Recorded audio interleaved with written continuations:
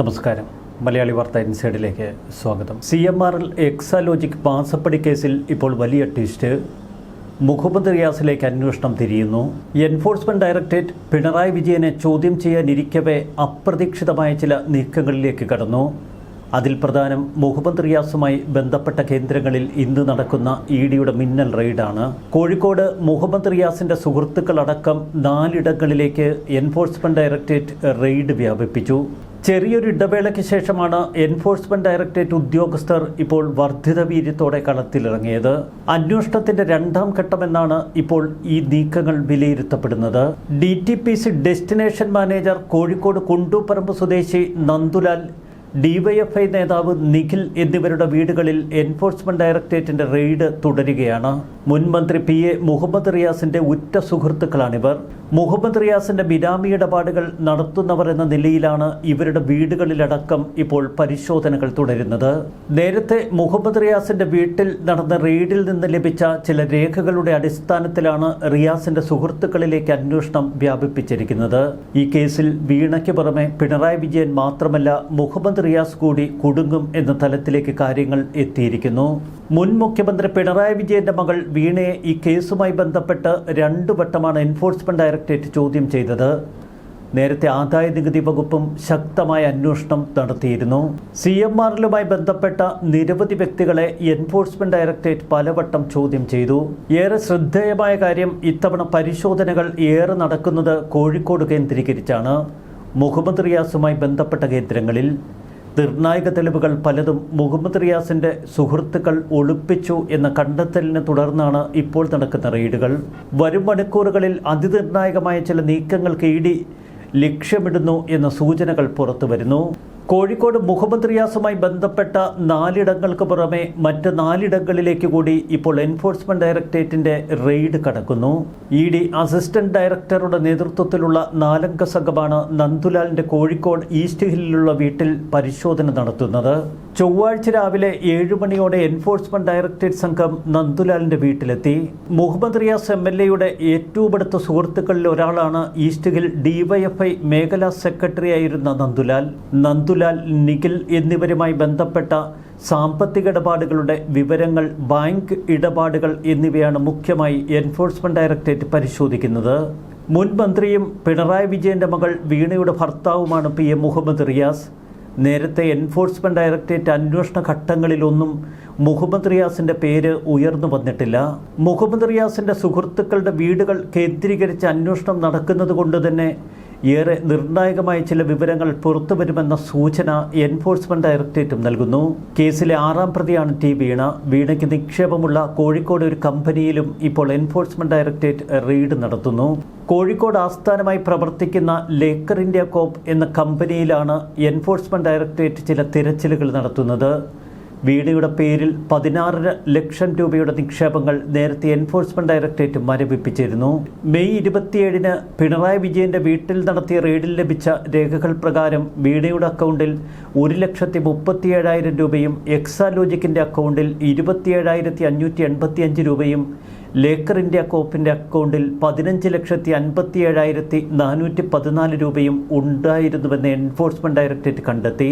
ഇപ്പോഴിതാ ഈ കമ്പനിയുമായി ബന്ധപ്പെട്ട മറ്റുള്ളവരുടെ വീടുകളിലും സ്ഥാപനങ്ങളിലും എൻഫോഴ്സ്മെന്റ് ഡയറക്ടറേറ്റ് ഉദ്യോഗസ്ഥർ പരിശോധനയ്ക്കെത്തിയിരിക്കുന്നു. നേരത്തെ ED നടത്തിയ റെയ്ഡിൽ വീണയുടെ ഒരു ഡയറി പിടിച്ചെടുത്തിരുന്നു. ഡയറി കുറിപ്പുകളുടെ അടിസ്ഥാനത്തിലാണ് ഇപ്പോൾ പുതിയ റെയ്ഡുകൾ നടക്കുന്നത്. മാസപ്പടി കേസിൽ പ്രതികളായവരുടെ സ്വത്തുക്കൾ അറ്റാച്ച് ചെയ്യുന്നതിന് മുന്നോടിയായുള്ള അവസാനഘട്ട പരിശോധനയുടെ ഭാഗമായാണ് ഇപ്പോൾ കോഴിക്കോട് കേന്ദ്രീകരിച്ചുള്ള EDയുടെ ഈ നീക്കം. എൻഫോഴ്സ്മെന്റ് ഡയറക്ടറേറ്റിന്റെ അന്വേഷണം 2ാം ഘട്ടത്തിൽ എത്തി നിന്നപ്പോഴാണ് ഹൈക്കോടതിയിൽ നിന്നടക്കം EDയോട് കേസന്വേഷണവുമായി മുന്നോട്ടു പോകാൻ കോടതി നിർദ്ദേശമുണ്ടായത്. തുടർന്ന് വീണയുടെ തിരുവനന്തപുരം ബേക്കറി ജംഗ്ഷനിലുള്ള വീട്ടിൽ എൻഫോഴ്സ്മെന്റ് ഡയറക്ടറേറ്റ് പരിശോധന നടത്തി. പരിശോധനയെ തുടർന്ന് പുറത്തിറങ്ങിയ ED സംഘത്തെ DYFI CPM പ്രവർത്തകർ ക്രൂരമായി ആക്രമിച്ചു. എൻഫോഴ്സ്മെന്റ് ഡയറക്ടറേറ്റ് സംഘം സഞ്ചരിച്ചിരുന്ന വാഹനങ്ങൾ അവർ തല്ലിത്തകർത്തു. പ്രതിപക്ഷ നേതാവ് പിണറായി വിജയൻ താമസിക്കുന്ന വീട്ടിൽ ED റെയ്ഡ് നടത്തിയത് രാഷ്ട്രീയ പ്രേരിതമെന്ന ആരോപണമാണ് CPM മുന്നോട്ട് വച്ചത്. ഇതിനെ തുടർന്നാണ് CPM പ്രവർത്തകർ കൂട്ടത്തോടെ അവിടെ എത്തി എൻഫോഴ്സ്മെന്റ് ഡയറക്ടറേറ്റ് ഉദ്യോഗസ്ഥർ സഞ്ചരിച്ച വാഹനം തകർത്തത്. ED ഉദ്യോഗസ്ഥരെ ആക്രമിച്ച വാർത്ത ദേശീയതലത്തിൽ വലിയ പ്രാധാന്യം നേടി. തുടർന്ന് മാസങ്ങളോളം ആക്രമണം നടത്തിയ CPM പ്രവർത്തകർ ജയിലറയ്ക്കുള്ളിൽ കഴിഞ്ഞു. കേസിൽ SFIO കുറ്റപത്രത്തിന്റെ അനുബന്ധ രേഖകളുടെ പരിശോധനയും ED ആരംഭിച്ചു. SFIO റിപ്പോർട്ടിന്റെ 134 അനുബന്ധ രേഖകളാണ് എൻഫോഴ്സ്മെന്റ് ഡയറക്ടറേറ്റിന് കോടതി അനുമതിയോടെ ലഭിച്ചത്. CMRL MD ശശിധരൻ കർത്തയുടെ ഭാര്യ ജയ എസ് കർത്ത, മകൾ ഷിബി എസ് കർത്ത, മകൻ ശരൺ എസ് കർത്ത എന്നിവരടക്കം 6 പേരെ എൻഫോഴ്സ്മെന്റ് ഡയറക്ടറേറ്റ് ഓഫീസിലേക്ക് വിളിപ്പിച്ചു വരുത്തി 2 വട്ടം ചോദ്യം ചെയ്തു. ഇവർ നൽകിയ മൊഴി വീണയ്ക്കെതിരായിരുന്നു. 2.78 കോടി രൂപ പ്രത്യേകിച്ച് ഒരു സേവനവും നൽകാതെ അനധികൃതമായി CMRL നിന്ന് വീണയുടെ ഉടമസ്ഥതയിലുള്ള എക്സാലോജിക് കമ്പനി കൈപ്പറ്റി എന്നാണ് EDയുടെ കണ്ടെത്തൽ. ഇത് സംബന്ധിച്ച ശശിധരൻ കർത്തയുടെ മൊഴിയും വീണയെ കൊടുക്കുന്നത് തന്നെ. യാതൊരുവിധ സേവനവും തങ്ങളുടെ കമ്പനിക്ക് ലഭിച്ചില്ല എന്നാണ് ശശിധരൻ കർത്ത എൻഫോഴ്സ്മെന്റ് ഡയറക്ടറേറ്റിന് നൽകിയ മൊഴി. കള്ളപ്പണം വെളുപ്പിക്കൽ പരിധിയിൽ ഉൾപ്പെടുന്ന കേസാണ് ഇതെന്ന് എൻഫോഴ്സ്മെന്റ് ഡയറക്ടറേറ്റ് കണ്ടെത്തി. ഇപ്പോൾ നടക്കുന്ന റെയ്ഡിൽ മുഹമ്മദ് റിയാസ് അടക്കം കുടുങ്ങും എന്ന തലത്തിലേക്ക് കാര്യങ്ങൾ എത്തിയിരിക്കുന്നു. കരിമണൽ അന്വേഷണത്തിൽ വീണ്ടും സർജിക്കൽ സ്ട്രൈക്കുമായി എൻഫോഴ്സ്മെന്റ് ഡയറക്ടറേറ്റ് കളർന്നിറഞ്ഞതോടെ CPM വലിയ പ്രതിരോധ വൃത്തത്തിലായി.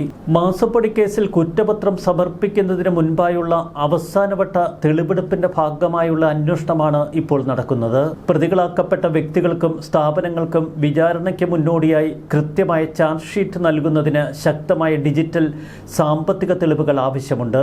പ്രത്യേകിച്ച് കള്ളപ്പണ ഇടപാടിന്റെ പരിധിയിൽ വരുന്നതുകൊണ്ട് KMML, KSIDC എന്നീ പൊതുമേഖലാ സ്ഥാപനങ്ങൾക്കും കരിമണൽ കമ്പനിയായ CMRLനും ഇടയിൽ നടന്ന സാമ്പത്തിക ഇടപാടുകളിൽ വൻതോതിലുള്ള ക്രമക്കേടുകൾ നടന്നു എന്ന് എൻഫോഴ്സ്മെന്റ് ഡയറക്ടറേറ്റ് ഇതിനകം കണ്ടെത്തി. അഴിമതിയുടെ പരിധിയിൽ വരുന്ന കേസായതുകൊണ്ട് തന്നെ CBI ഉൾപ്പെടെയുള്ള അന്വേഷണ ഏജൻസികളും ഇനി കളത്തിലിറങ്ങും. CMRL ബാങ്ക് അധികൃതരിൽ നിന്ന് നിരവധി തെളിവുകൾ ഇതിനകം തന്നെ എൻഫോഴ്സ്മെന്റ് ഡയറക്ടറേറ്റ് ശേഖരിച്ചും കഴിഞ്ഞു. വിവിധ കമ്പനികളുടെ ഡയറക്ടർ ബോർഡ് അംഗങ്ങൾ, സാമ്പത്തിക ഇടപാടുകൾക്ക് മധ്യസ്ഥത വഹിച്ചവർ, മുൻകാലങ്ങളിൽ പ്രധാന സ്ഥാനങ്ങൾ വഹിച്ചവർ തുടങ്ങിയവരൊക്കെ ഇപ്പോൾ EDയുടെ നിരീക്ഷണത്തിലാണ്.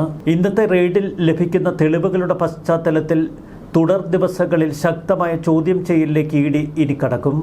രാവിലെ മുതൽ ആരംഭിച്ച റെയ്ഡ് മണിക്കൂറുകളായി തുടരുന്നു.